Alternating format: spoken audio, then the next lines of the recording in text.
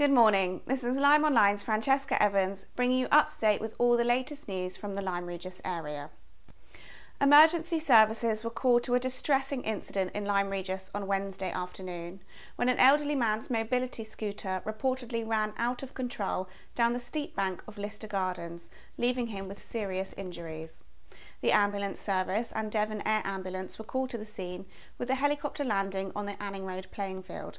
Lyme's co-responders also attended, and the fire service were called due to access issues on Marine Parade. The ambulance service reported that the man was not responding properly and was eventually taken to hospital via land ambulance.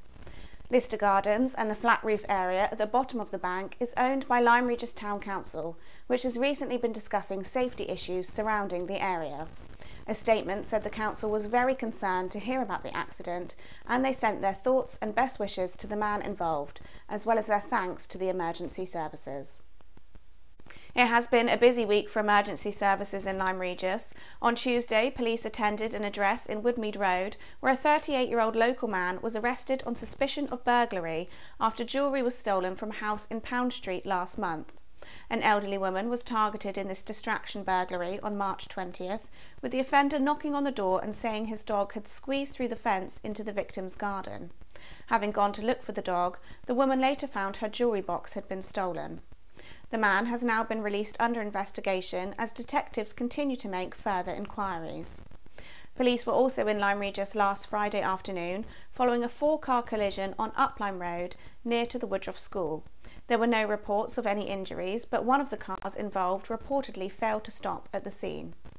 And on Tuesday night, Coast Guards and the lifeboat crew were called out following reports of an empty tender dinghy drifting 400 metres south of the harbour.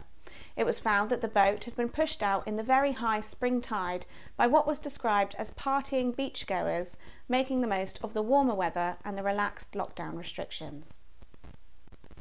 Everyone may have been talking about Mary Anning biopic Ammonite as it was finally released in the UK last week, but a new short film based on the famous fossil hunter is now set to premiere at a US film festival this month.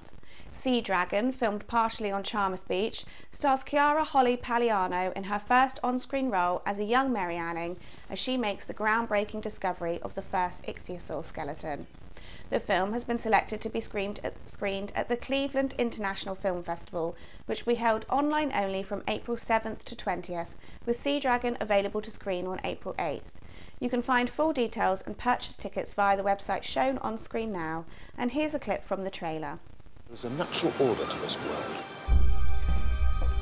And the evidence, my friends, lies beneath us. Lot 4. He's listed it as a crocodile. I think it's something nobody's seen before. Please, look. Every year our coastline shifts beneath our feet. We are left with something very, very old and entirely new. I can prove it. And who will listen to you? 3, 2, 1.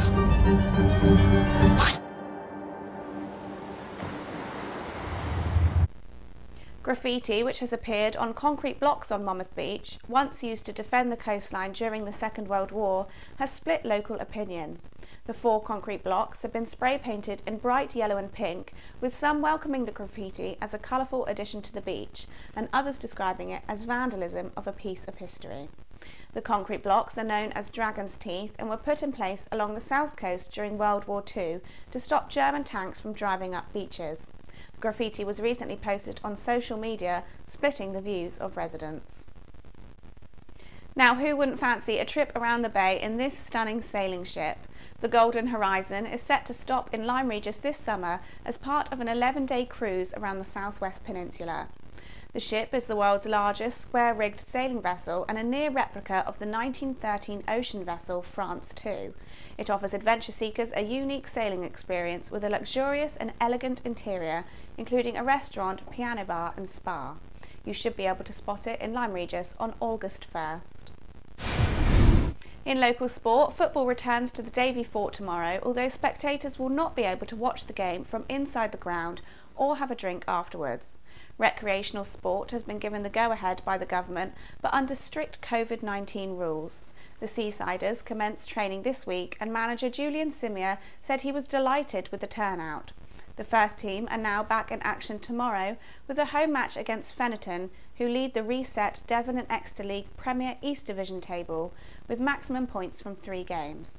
Lyme are in second place with 6 points from their 2 games. Although spectators are not allowed in the Davy Fort ground, the Lyme supporters are likely to gather along Spittles Lane adjacent to the football club to see their side back in action, but with social distancing strictly observed. Kick-off is at 3 p.m. Lyme Regis reserves will also be continuing their season in Devon and Exeter Division 1 East with an away trip to Teignmouth Seconds, but no travelling supporters will be allowed. The Davy Fort Clubhouse will remain closed, as from April 17th the club will be serving drinks outside with table service only. Indoor hospitality can recommence from May 17th with table service continuing until June 21st. Up Lyme and Lyme Regis cricketers are also preparing for another exciting season at the King George V playing field. Players and supporters have been preparing the wicket, and net practice has already commenced in readiness for their opening Devon Cricket League match on May 1st. And finally, congratulations to Lyme Regis residents Esme Hopkins and Duncan Weaver, who were finally able to tie the knot on Monday, the 5th wedding date they had set over the past year. Esme and Duncan were one of the first couples in the UK to make the most of relaxed lockdown rules and married at Dorchester Registry Office with just their mothers as the 2 witnesses and their children watching through the window.